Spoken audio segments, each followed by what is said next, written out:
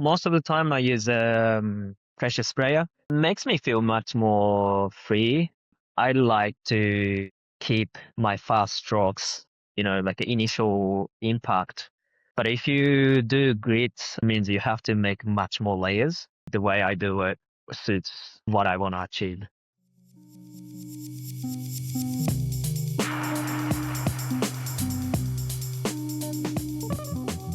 Welcome to BenchTalk, the podcast where I dive deep into conversations with inspiring artists to unveil the secrets behind their creativity, along with discussions and behind-the-scenes insights into the realities of building a professional art career. Welcome to an episode of BenchTalk. I'm your host, Tom Gerrard. Today I'm sitting down with Japanese artist TWOONE. How you going? I'm good, thank you. Good to see you, Tom. You too. Thanks for taking the time to sit down and have a chat again. Yeah, Second been time. 10 years since the first time. It has. And do you know that today, you were the very first interview I ever did, and today marks 10 years after I released my first ever podcast. So it's very apt timing to have you back on. Yeah, I'm very honored to come back, and I'm very impressed, how much you have succeeded what you said you wanted to do at the 10 years ago. Thanks, man. Yeah, it was good to sit down with you then, because I needed to do it with someone safe. I couldn't get like a complete stranger on. I was like, you're someone safe to interview, and we did it on Ghost Patrol's rooftop. And That's right. Yeah. I just had a little dictaphone plugged into an iPad using the voice memo app. Didn't know what I was doing, but here we are now, 10 years later. Yeah, people heard it though, like from 10 years ago too. Yeah. Yeah. The back episodes still get listened to. Yeah. So you're currently in Italy. How's life going over there? You live there now? Yeah. So we have been, me and my partner Kelly, been living here for the last 5 years. We got a house in a small town in central Italy, a small town called the Santilia Pianisi. And yeah, I have a studio here and a house and 2 cats, and still traveling because my work require a lot of trouble to paint walls. So it's actually not too different from living in a big city or small town. Yeah. Because prior to that, you were living in Berlin, weren't you? Yeah. The Berlin was a crazy big town. Yeah. So has it had a big impact on your art going from a big city to the countryside? I think there was some impact moving from Australia to Europe to Berlin, because the visibility become much more noticeable. Like more people were contacting me, and this is like 2015, 17, and until before hit the COVID, I think I felt like there was a more interest and invitation from European projects. But since we moved here, I don't really feel big difference in how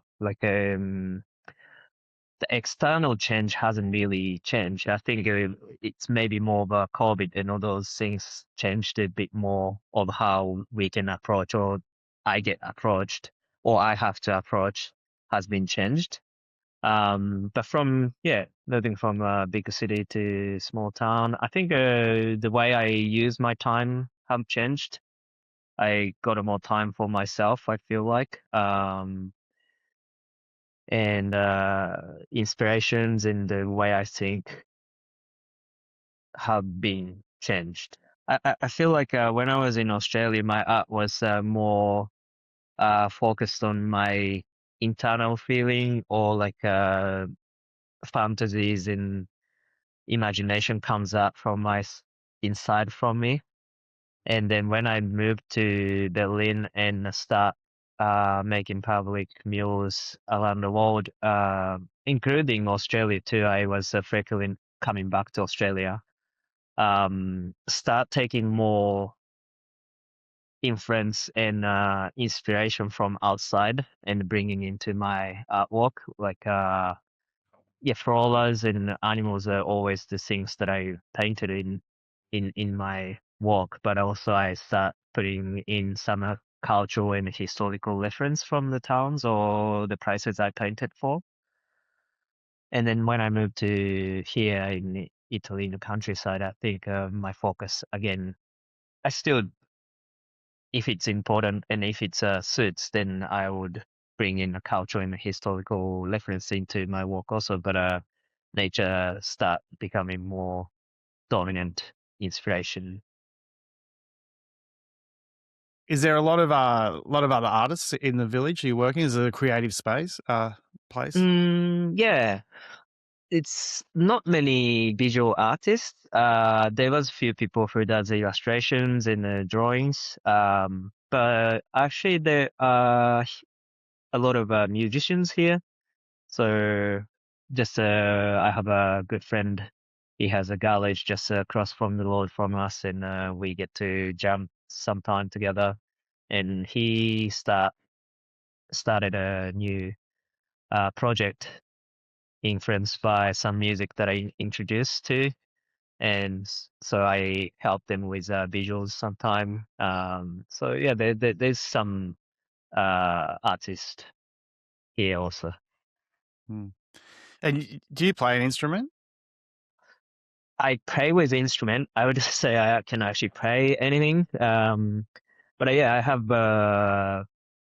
had a few like sound music project with Ghost Patrol before, and also when I was living in Berlin, also I had another project called Total Temporary, which was a performance and recorded and released the vinyl also. So and I play guitar and piano or harmonicas and just banging on medals and stuff. So it's like a jam based. Like I don't know how to recreate the music that I wrote, but yeah, I play with it.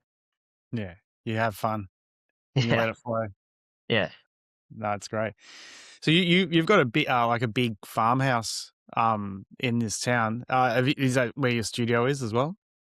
yeah. I wouldn't say it's farmhouse. It's kind of like a three storage house like at the piazza. So there's a garage they used to make wines and oils and stuff. But yeah, and that's where my house is my studio. So the first level is all my studio. Yeah. How's that Yeah. going? You've got lots of space there. You've been working big. Yeah. Yeah, a lot of space for drawing, space for painting. And another huge thing is I have one room for storage, so I can make so many stuff and I can put the stuff in there. So I see that you've been doing lots of murals, like traveling and doing lots of murals. Do you find that that's like a big part of your art is like traveling and doing murals? Yes. Yeah, I think traveling and public mural, I'm more than before also like start noticing that it's an important part of my practice. I do like uh putting my work in a public space um compared to if I do exhibition in galleries or museum. It's just because it's invite pretty much everyone and anyone and everyone. When you show in the galleries or museums, it's only the people who are interested in art can see it. It's pretty generic saying, but I do see importance in something powerful about putting my work in a public space. So, and also, I don't know how that happens, but since I live here in country places also, and a lot of opportunity I get to travel seems to be a little bit off from the central big cities. It's always like in little towns or a little bit outside. And yeah, I see quite important effect apart from walking in a big city. Right. So I think, yeah, travel definitely helps also. Yeah. Do you feel that the mural has more standout when it's in a small location, a smaller town? Mm, Stands out is definitely one thing, but also I think it's maybe more talking about the effect of what the mural does to that place. There is all like the effect is comes with positive and negative, I guess. But most of the time, it feels like a quite positive. The people who were not exposed to art start talking about artistic things, or like how the colors, or like even the subject, why I choose these things, and a lot of different conversation sparks. And same as any other places, either big city or small country town, there is a number of people may not really happy or like that things, but still they. It's a little bit putting it in front of their face, but they do need to talk about. They do talk about it, and they have a conversation with other people, and I think that's a healthy things to do. Mm. So yeah. I don't. It's more than just that my piece is standing out there. I think it's more, and also I get to learn something bit more unique and authentic of that places, because I have a sense of every big cities becoming kind of like a uh, copy and paste in a way, like same shops, department stores or supermarkets and all the things. Some cities still do have their own characters, but it does have a feeling of becoming generic metropolitan city where if I go to the countryside, I feel a bit more unique, authentic sense and culture of that country or place. And I get to learn that also. So, Yeah. Yeah, that's awesome. It's yeah. I find that like when painting murals, it's a great way to connect with the local community, Mm. especially when if you're there for a week or so, and people are all coming up to you, and you're getting to see the same people over and over again, have conversations. It's great. Like you leave them with a gift, like they'll remember. Yeah. Yeah. And also, lately, if it's possible, I ask them if I can arrive a little earlier than before starting painting. And I try to develop a concept for the mural while I'm there, rather than making a pre-made concept. So in the process of gathering the informations, I talk to people, I walk around, and it's some places I go is only Asian walking around there. So I kind of stood out, but some people get interested in getting into a conversation or having a drink together. So yeah, I get to learn quite a lot. Ah, that's awesome. That's awesome. And your tool of choice is a big extendable pole with a roller on the end. And you paint like massive walls with it, like in this way. Like, when did Mm. that enter your art, like the extendable pole? I think it started from just before I left Australia. So that's 2014. It's more than 12 years ago. Um,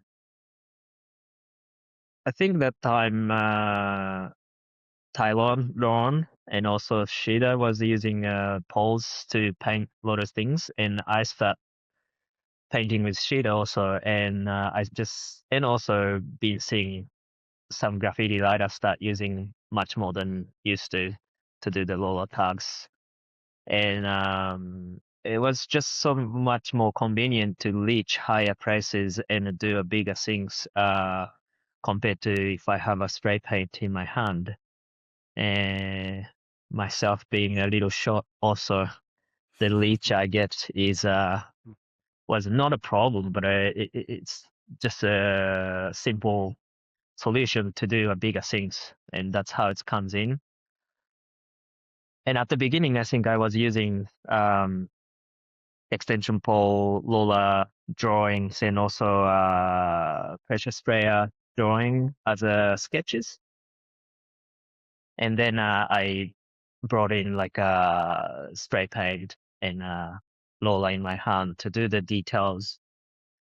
But then I was always thinking the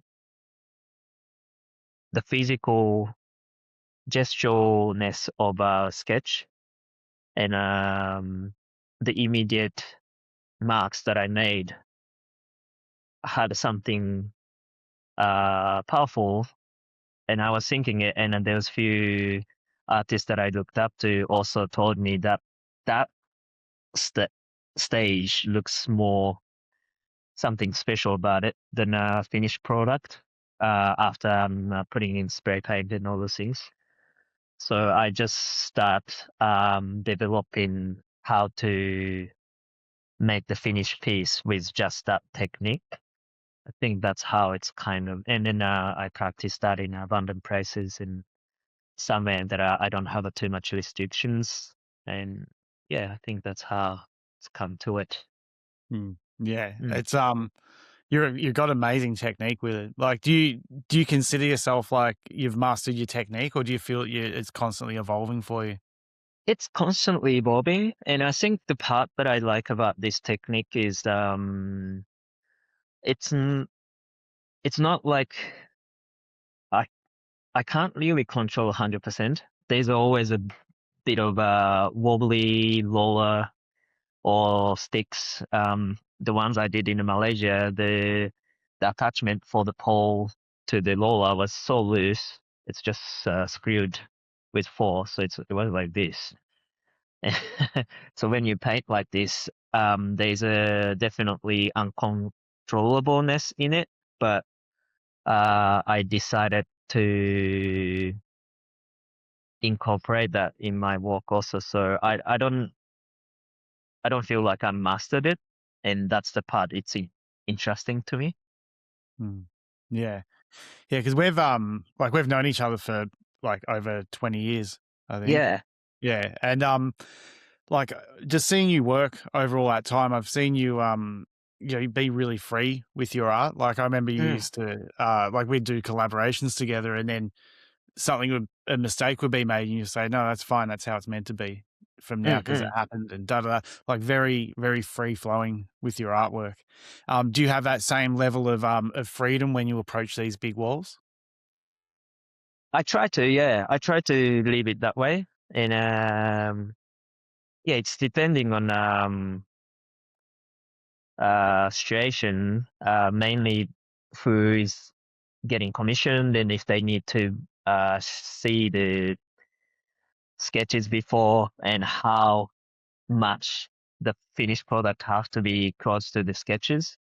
I always trying to explain that's just a sketch by the pencil, and how I paint will be a little bit different.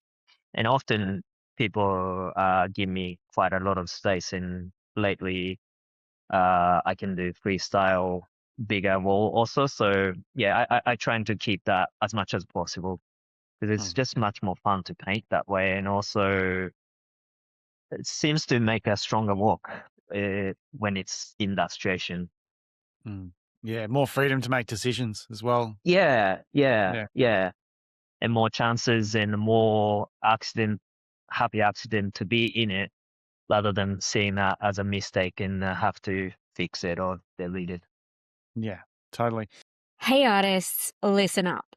If you're committed to your art career, you're done with waiting for opportunities to kind of magically find you, and you're ready to start to actually build a sustainable career from a strategic lens, then we've got something for you. Tom and I are going to be running the Going Pro Bootcamp over 3 days. It's completely free, and we're going to be starting on Tuesday, the 10th of February. We're going to be covering things like vision, voice, and visibility. Basically, these are the things that you need to go from a place of feeling a bit stuck, scattered, unsure of in your art career to a place of more clear confidence. And this is the exact same framework that we have used to help our community to land solo gallery shows, to secure 5-figure commissions, to land media opportunities and build their sustainable careers. And you can access all of this for free. So all you need to do is head to artcareeracademy.com/3-day bootcamp or click the link in the notes to save your spot. Let's make 2026 your year for your art career. Let's get back to the episode.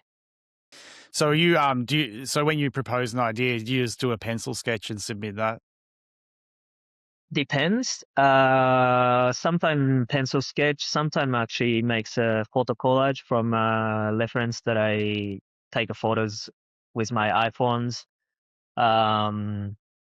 or some illustration I find in a library in that city, and just make a collage on an iPad or something. And sometimes that's all I submit, so that they can see all the references from that place, and also accompany with my previous work, so they can see how the finish is going to be.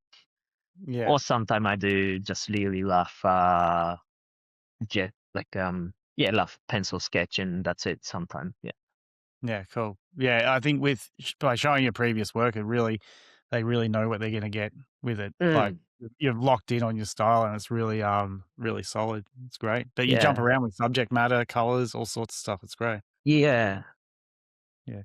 So when you approach the big walls, do you use the squiggle grid, or what technique do you use to get the image up there? I just use most of the time I use pressure sprayer, and I just start drawing. I don't use grid or squiggle. Maybe I think so the way I do it is I do the fast sketch with the pressure sprayer, and sometimes that hits perfectly, and that's it. And sometimes I use that as a squiggle and superimpose another or draw on the top of that on the iPad, so that kind of act as a squiggle. The guide. Yeah, but mostly I just go for it. Good on you, brave man. Yeah. The results are perfect. It looks like you're doing the right thing. Hmm. Yeah. Yeah, it's makes me feel much more free, and also again I like to keep my fast strokes and that initial impact. But if you do grids or squiggles, you have to paint over those things, which means you have to make much more layers. So I think it would be difficult to keep that fast strokes. So I think the way I do it suits what I want to achieve. Yeah, because you use a lot of transparency in your work with you start with watery paint and then thicken it up as you go, don't you? Yeah. Yeah. Yeah. That Yeah, I would kill didn't the really. whole look if you had lines under it. That's right. Yeah, it would be very strange. And I never really thought about it, but I'm start realizing that's kind of the sun was actually popped up in my head the other day. When I was little, it was compulsory subject to do calligraphy in school in Japan, and they teach you not to do the second stroke. Like you hit the first stroke, and if it's good, it's good. If it's not good, you just do the new one. And I feel like the way I paint has a little bit of that philosophy in it. Like try not to, perfect the lines. You just do it, and if it's good, it's good. Yeah. Yeah. Like you do strike me as someone who like who gets it right, and then like you don't seem like the sort of person who redoes things, like rolls something out and then will restart. You'll keep working with it until it's done. I feel like many artists have experience, like when you're trying to fix something or like trying to redo something that came out so good, and you trying to recreate, and it's never really as good as the first one. Do you ever feel that? Yeah, yeah, I completely agree. Like I find it with drawings as well. Like I can draw something and then I then I go to paint based off that drawing and it's missing some flow and Yeah, some right. spontaneity. Yeah, Yeah, yeah. That yeah, yeah. I'm like you though. I try to keep it pretty loose in the studio, and what yeah. happens, and you know, trying to overcorrect it, trying to overthink it too much. Mm. Yeah. Yeah. So you recently just wrapped up a massive mural in Kuala Lumpur in Malaysia. Like what was that for? Was it for a festival or anything? And can you tell me about the mural? Yeah, it was at the Crown, so it's a 1 hour and a half drive from Kuala Lumpur. So again, it's a little bit off the main big cities. Yeah, actually, that's where Drew Funk's from. He told me also. And it was a exchange project between Japan and Malaysia.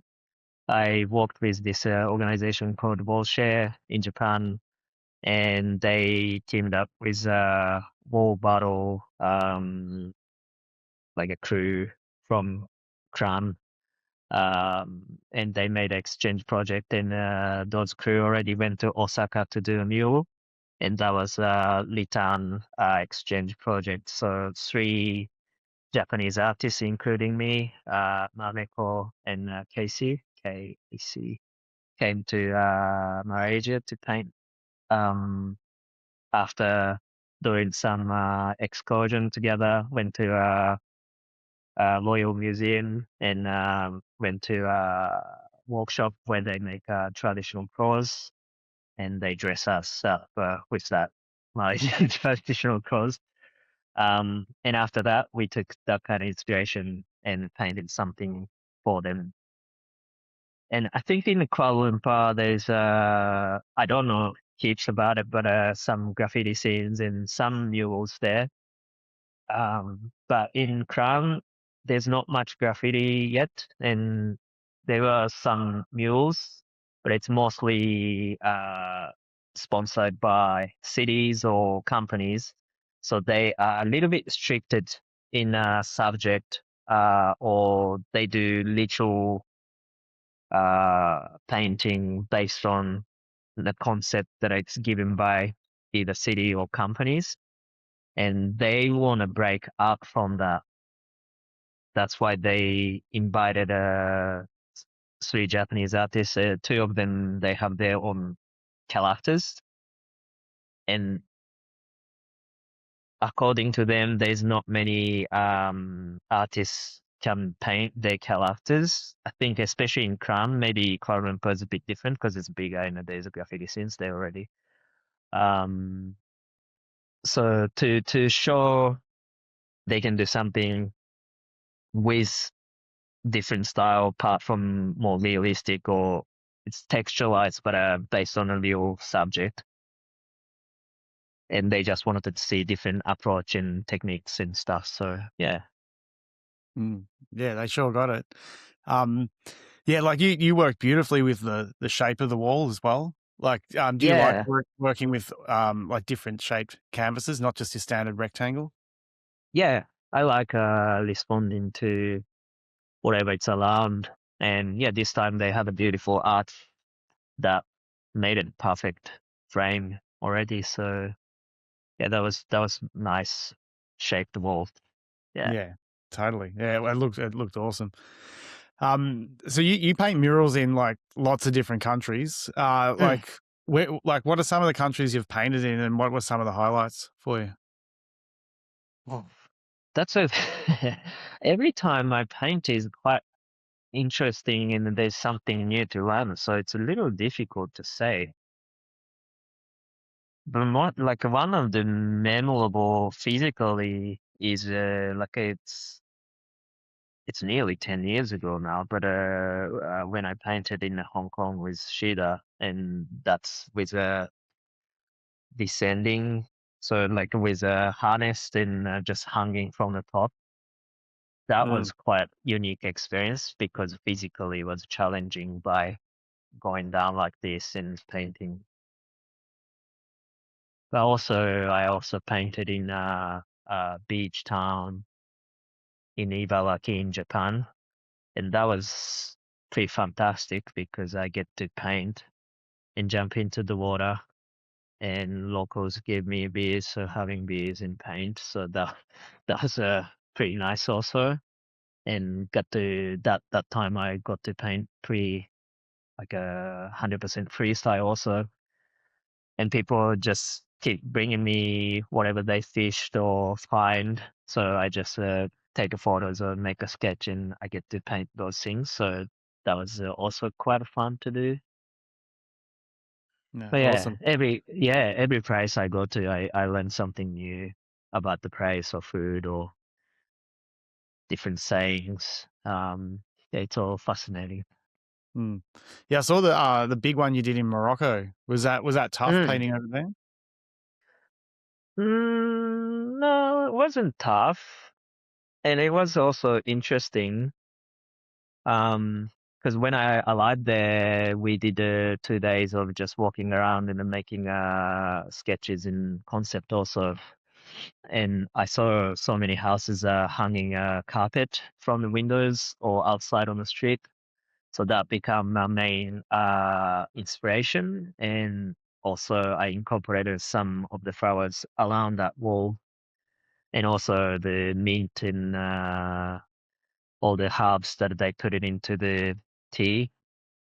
Uh, and also I got to find some cassette tape from old market and listen to some songs with the local people, and then they say, this song, I remember my mother was listening to it so much, and that became the title of the walls.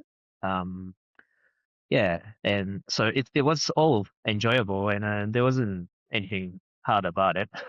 Mm. Yeah. Yeah, it looks like you. It sounds like you really respond to your environment. Like that's a big part of it. Showing up with Mm. not too much of a plan and really responding to what's happening around and what you're seeing, and then bringing that into the murals. It's beautiful. Yeah. Yeah, I like my work to be a collaboration in some way. It doesn't work out always, but yeah, I try to incorporate whatever uh around me or some people's suggestions if it's possible. Mm. Yeah, and with your studio practice, like previously, like in previous years, there was a lot of color in there. Like you're bringing Mm. bits of color in, but with your murals, they seem very like monochromatic. Like so, you just work in one color and that's it for each piece. Has that been a transition that's happened, or has that always been happening in the background with your art? It's happening. I think same similar to mule practice. Um I try not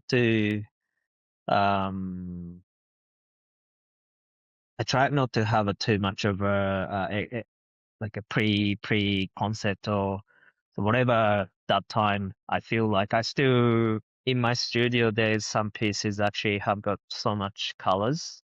I just haven't shown it yet. But yeah, I just do whatever it feels right for that day. The monochromatic piece is definitely easy because I don't have to prepare so many colors or paint. So if I have some ideas, I can actually start. It's almost like just drawing. So it is easier. But in a studio, I do have something cooking with a lot of colors still. Yeah, yeah. So when you like I've noticed just scrolling through your Instagram, it's like you'll paint like exclusively just all in black for a big chunk of time, then it'll be all in red Mm. for a while, and then all in blue. So like, do you buy a lot of paint and then um in that color and just sort of stick to that, or do you just choose to work in a color for a period of time? Yeah. It's sometime if I have a direction for exhibition or something, then I just buy that color and then I have that in my tab, so I just continue doing it. But at the same time, again, like I paint different quite a few pieces at the same time. So there's two paintings just in blues here, and in this table there's so many colors here. Yeah, it's all kind of mixed. But again, like if I have a exhibition planned and I find this group of works, then okay, this time let's just go with this. Then I just continue making that for a short period of time. Yeah. And when you said you work on a lot of paintings at a time, do you sort of like have them all up on the wall and then like start on one and just take the brush for a walk, or do you just Yeah, focus on yeah, painting at a time? yeah. Like I just take my brush to the walk. Yes. Yeah, Yeah, that's how I do it as well. I love it. yeah, Like there's no point in like opening a tub and getting the brush wet for like 2 strokes and then you put it away. I always walk around it, see yeah, who's gonna do it, you know. yeah. Yeah. Just like doing a little bit here and a little bit there. Yeah. I And I find at the end you get like you can finish like 10 pieces all in at the same time. Like mm, you're only really focused on 1 or 2 of them, but the others are just sort of ticking away and getting themselves done, you know. yeah, and I think I do believe in. And again, I think this is because we paint in a similar way, not to have a concrete finish vision. So I think our action stimulate more ideas and makes it clear what it's need to be done for this piece while you're working on this other pieces. And the process is not just sitting down and thinking about what to do. It's more about the action and body movement stimulate a bit more thoughts, I think. Mm. Yeah. Yeah, it's always and some of the there's so much spontaneity that happens as well. Because Mm. the way I work, I normally have like one painting that's my main focus. So it's like today I'm working on this and it's like, all right, what does this painting need? All right, it needs blue. So I'll get the blue open, but I won't have any intention on putting the blue on the other paintings, but they will all receive blue just because it's Yeah, open, you know.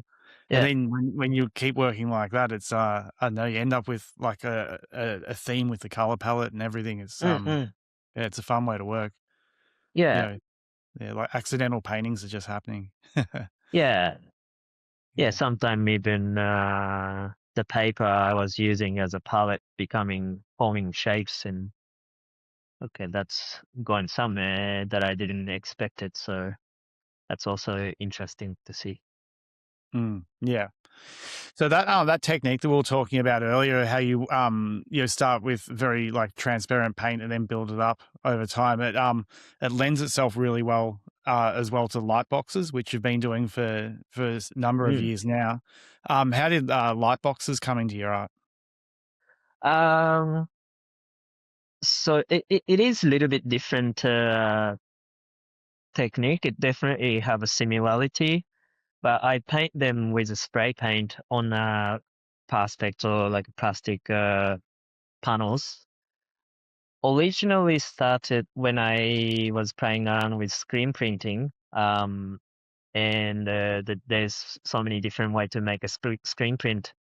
But I wanted to make something that I can only do with screen printing technique, and you always use acetate as a like exposing material. So I wanted it to paint straight onto the acetate, and I tested a few different ways to do it, and I enjoyed the immediacy and quickness of using spray paint and wipe it with my hands or fingers or spatulas or even some cloth or something.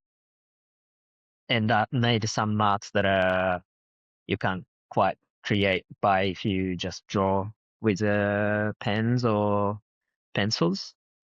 And that's how I started and made a print, which makes quite an interesting translation when it's exposed.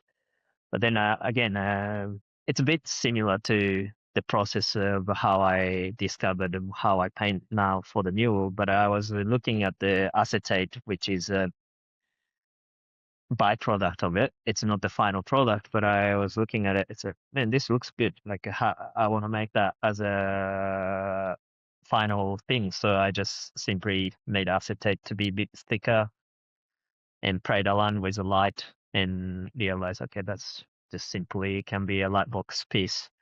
So, and yeah, again, like it's quite a instinctive, quick process, and I enjoy it. So I still do make them, and it's quite amazing, like how like one stroke with a finger to wipe off a spray paint before they dry, it gives quite a lot of lines in the shade that if I would do with a brush, it's going to take forever. It can appear in 1 second. Yeah, because I remember you were working in my studio years ago in Melbourne, and you were getting some light boxes ready. I was watching you paint them. It was fascinating to see you just like spray the paint on and then get a cloth in and just start like sculpting the paint and moving it around Yeah. in the image. It's you have to do it quick because you're trying to do it while the paint's wet. So, yeah. You know, can't drag your feet on it. It's great. Yeah, I mean, I guess I could use an oil paint or something, so the quickness is not needed. But yeah, I don't know, something about it. I like that immediateness, and yeah, as you said, I think it actually does feels like a little bit like a sculpting rather than painting. Yeah, you've dabbled in sculpture as well. You've done a fair few of them. Like, has that played a big role in your artwork? Like, do you have a lot of focus towards sculpture? Yeah, I don't know about focus. I think I'm not really good at focusing, so I think that's why I play with a lot of different things. And sculpture is another one of them. And yeah, I wanna play more. I think I need to make more time to make more sculptures. Also, I still do want to make a large scale sculpture too. I don't know. It's always fun to make something big. Yeah, definitely. Are you working on any shows at the moment? Yes. Actually, yes. I'm working and doing some studies on Japanese wood print, Ukiyo-e, because I got an offer to make a exhibition at the LRG, Latrobe Regional Gallery in Victoria, and they're gonna be showing their collection of ukiyo-e. And to accompany that, they asked me to make a work response to ukiyo-e. So at the moment, I'm making some study of it by copying their corrections, and also digging up some works from past that I made with mostly with watercolor, that it seems to have some relation to ukiyo-e, just the way compositions or how the subject sits or the lines and gradations. So yeah, that's where I'm working at the moment. No, cool. Are you Yeah. coming out for it? Yeah, definitely. I will be doing some interior large scale painting that is responding to ukiyo-e too, so it will be fun. Man, I love it when you're in town. It's great. Can't wait. When's Yeah. this happening? It will be September 2026. Okay, cool. Do you have any other future plans or projects that you're working on? There's a few other murals in conversation, but that's pretty much it for now. And as I said, maybe I should actually make a bit more sculptural test so I can make a large ones. Maybe that's what I want to do. Yeah, cool. Where's the best place for people to see your work online if they wanted to check it out? You can check my Instagram. It's TWOONE with underscore in every letters, so T underscore W underscore so on. But I think you type in TWOONE, it should come up.